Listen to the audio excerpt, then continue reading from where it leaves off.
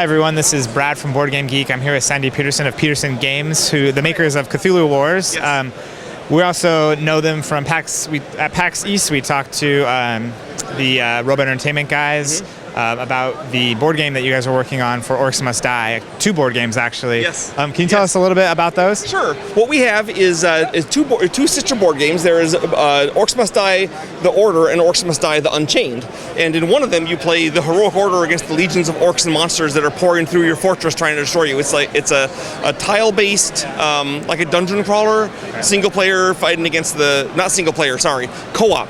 Fighting against the incoming. It's like a tower defense game. It's like Orcs Must Die, the board. Right. You have your heroes running around. You always have to be active. You're laying down traps and fighting the monsters. And then Unchained is the same thing, except with different traps and different. The monsters are like humans and bears and stuff. And you're playing the Unchained heroes. Okay, like Sir Winston and Bloodspike and stuff. Well, if you buy both games, you can combine them and have a team-based game where one team is the Unchained, the other team is the Order, and you each have a fortress, and you're each being attacked by the other guy's armies, and you have to, like, some of you guys defend your fort, some of them are running through into their fort and driving through the attacks, and so you're going back and forth and doing all that stuff. The figures, I don't have a prototype to show because the way we're doing the figures, maybe we'll wait for that. We're okay, I think. We should be able to pick you up.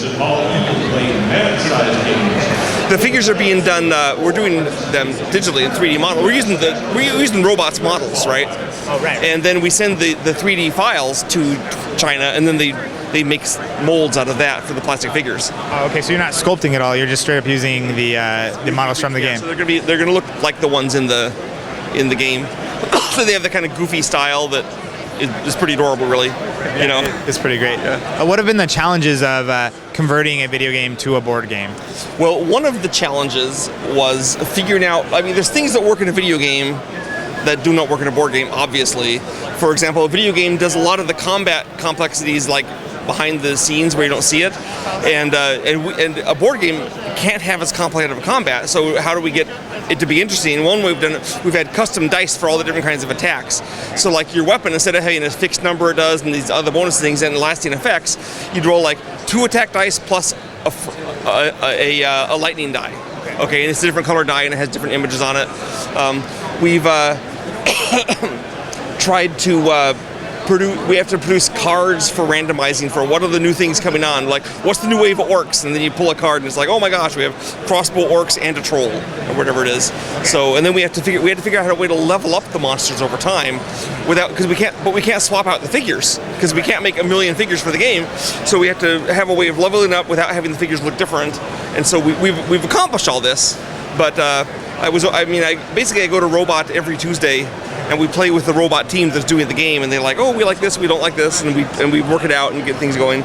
The robot guys, most of them are people that either I worked with at Ensemble Studios, so they're my former coworkers and friends, or a lot of them actually are students I taught when I was at the Guild Hall, so they're like, that's where I taught them how to do game development, so they're my students and my friends and my peers, and so it was kind of a natural alliance for us. Definitely. So I know you did a Kickstarter recently for the game. Yes. If you missed the Kickstarter, when will the game be available? Estimate street date. The game will be available. The street date we're hoping for is February. Okay, and obviously we're dealing with people in China and not everything is under our control. But if everything was under our control, it would be February. Okay. Also, I would like to say that if you missed the Kickstarter, you can still go on right now onto the Kickstarter page and sign up with it at the Kickstarter discounts and bonuses, and you will get your game with the Kickstarter backers. Okay. So you do not have to wait. Awesome.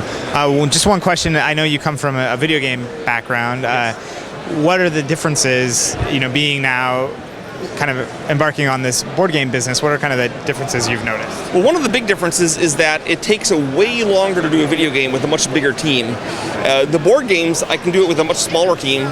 Like I have an artist and me, a designer, and we have a quick turnaround for doing revs of the game. In essence, I can sit there and like print out new cards the next day, and we can go in and try them out. Where in a video game, you have to like do a new build of the game, and the art is longer and harder to do. So everything is quicker for the board game, but I have necessity have to make things much less complex, and I have to allow for like my visual nature. I mean, obviously you're immersive in a video game, right? And I can't be immersive. You're always looking down at a map with figures pushing around, so I can't I have to deal with that part of the game and work it out. And the guys at Robot are very smart. They don't want me to do a clone of the video game. They want me to make a board game that's really fun, that feels like Orcs Must Die. Right. But it's not trying to mimic everything about it, because after all, we already have Orcs Must Die, the video game, so you don't need another Orcs Must Die, right. But a board game experience where you're doing something different but it feels what's needed. We also wanted to keep the humor in, and there's not as much humor in board games as there could be. So Orcs Must Die, of course, is actually a pretty funny game. Yeah. So we've tried to incorporate bits of that, and I've made those guys laugh a couple times with the names of my spell book, the cards and stuff. So that was my goal.